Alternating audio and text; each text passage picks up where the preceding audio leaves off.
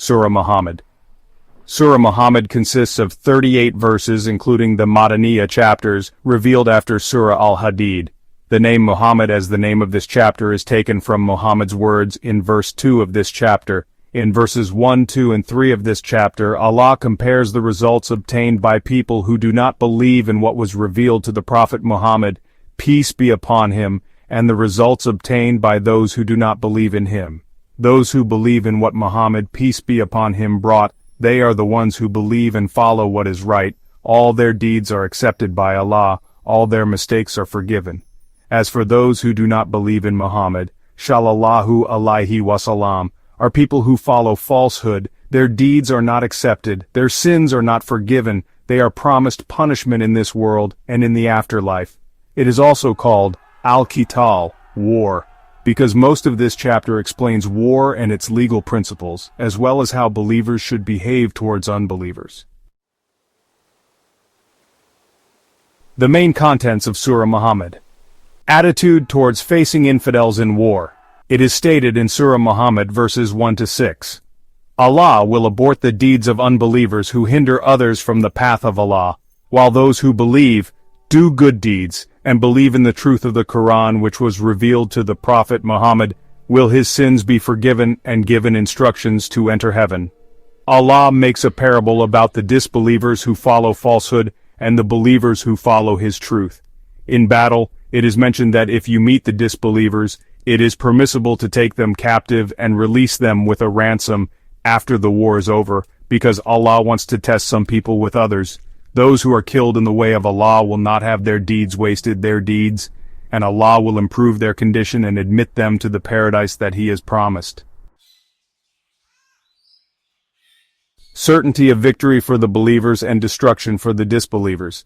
It is mentioned in Surah Muhammad verses 7 to 11. These verses convey a message to believers that if they help Allah's religion, Allah will help and strengthen their position.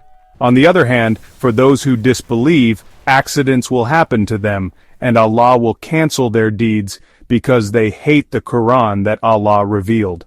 Allah emphasizes that unbelievers will suffer the same fate as previous peoples whom He destroyed, while Allah is the protector of believers, while unbelievers have no protector.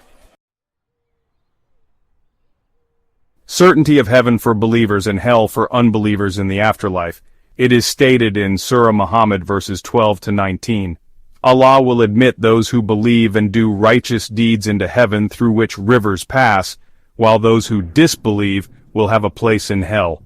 The comparison between people who adhere to Allah's guidance and those who follow their desires is emphasized, as well as the parable of heaven promised to those who are pious and the torment for those who disbelieve.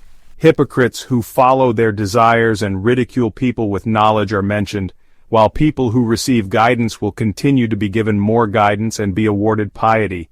The unbelievers were reminded of the day of judgment that would arrive without warning, and the Prophet Muhammad was asked to ask forgiveness for their sins and the sins of the believers. The attitude of believers and hypocrites towards war orders. It is mentioned in Surah Muhammad verses 20 to 23. Believers asked for a chapter about jihad to be sent down, but when the order for war came down, hypocrites who had disease in their hearts would be afraid of death and would not like it. They should have chosen obedience to Allah and good words, but they chose fear and doubt. Allah rebukes those who have the potential to cause damage on earth and break family relationships, calling them cursed people who have been punished with blindness and deafness by Allah.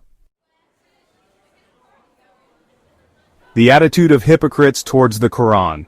It is mentioned in Surah Muhammad verses 24 to 31. These verses emphasize the importance of contemplating the Quran and considering the heart that may be locked to the truth. Those who turn to disbelief after receiving guidance will be tempted by Satan, as experienced by the hypocrites who allied themselves with the Jews against Allah. They will face death and angelic torment with great fear. Their actions that incur Allah's wrath and hate His pleasure will result in the forfeiture of the rewards of their deeds.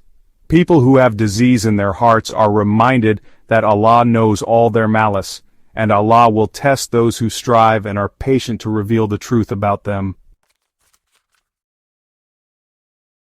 the attitude of Muslims towards the hostility of the infidels.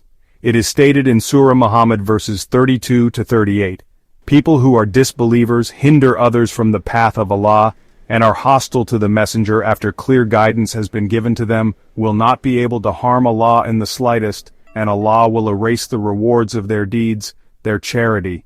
Believers are reminded to obey Allah and the messenger, and are reminded that people who disbelieve and die in disbelief will not be forgiven by Allah. Even though worldly life is just play and carelessness, for those who believe and are pious, Allah will reward them without asking for their wealth. But if He asks for wealth and they are stingy, Allah will show their envy. People who are invited to spend their wealth in the way of Allah are reminded that those who are stingy are actually harming themselves, and if they turn away from the right path, Allah will replace them with other people who are better. Conclusion of Surah Muhammad.